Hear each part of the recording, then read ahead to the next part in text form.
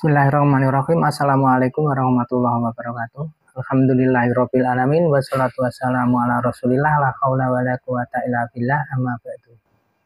Saudaraku yang berbahagia yang dirahmati Allah Subhanahu wa taala, belajar kita kali ini bertema hidup sangat singkat, isi dengan yang bermanfaat. Saudaraku, perjalanan panjang hidup manusia sesungguhnya adalah di akhirat nanti.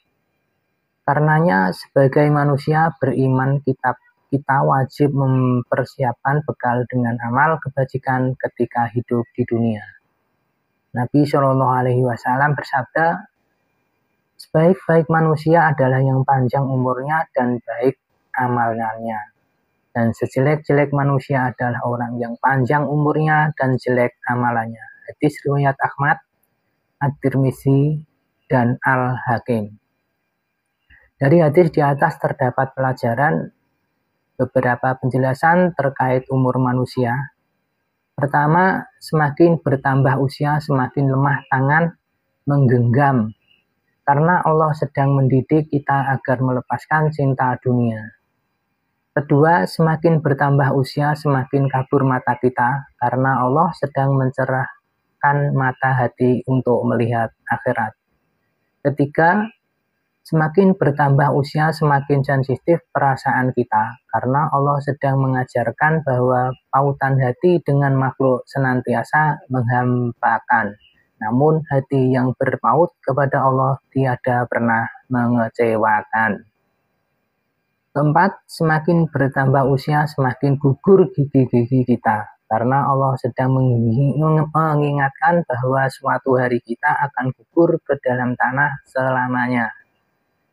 5. Semakin bertambah usia, semakin ditarik nikmat kekuatan tulang dan sendi kita. Karena Allah sedang mengingatkan bahwa tak lama lagi nyawanya akan diambil. 6. Semakin bertambah usia, semakin putih rambut kita. Karena Allah sedang ingatkan kain kafan yang putih. 7. Begitu juga hati kita semakin bertambah usia, semakin sepi dan ingin bersendirian. Karena Allah sedang mendidik kita melepaskan cinta manusia dan dunia. Kedelapan, jangan sia-siakan kesempatan. Nabi Shallallahu Alaihi Wasallam telah mengajarkan untuk memanfaatkan kesempatan sebelum datang penghalang. Manfaatkanlah 5 perkara sebelum datang 5 perkara.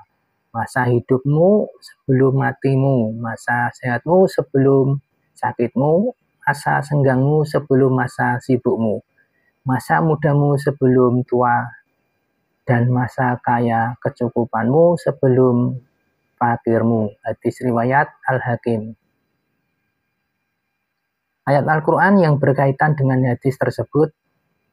Pertama, terjemahan Al-Quran Surat Hud ayat 15 dan 16. Barang siapa menghendaki kehidupan dunia dan perhiasannya, pasti kami berikan balasan penuh atas pekerjaan mereka di dunia dengan sempurna, dan mereka di dunia tidak akan dirugikan. Itulah orang-orang yang tidak memperoleh sesuatu di akhirat kecuali mereka, dan sia-sialah di sana apa yang telah mereka usahakan di dunia, dan terhapuslah apa yang telah mereka kerjakan. Kedua, terjemahan Al-Quran Surat Ali Imran ayat 145. Sesuatu yang bernyawa tidak akan mati melainkan dengan izin Allah sebagai ketetapan yang telah ditentukan waktunya. Barang siapa menghendaki pahala dunia, niscaya kami berikan kepadanya pahala dunia itu. Dan barang siapa menghendaki pahala akhirat, kami berikan pula kepadanya pahala akhirat itu. Dan kami akan memberi balasan kepada orang-orang yang bersyukur. Ketiga, terjemahan Al-Quran Surat Ali Imran ayat 185. Setiap yang bernyawa akan merasakan mati, dan hanya pada hari kiamat sajalah diberikan dengan sempurna balasanmu. Barang siapa dijauhkan dari neraka dan dimasukkan ke dalam surga, sungguh dia memperoleh kemenangan. Kehidupan dunia hanyalah kesenangan yang memperdaya.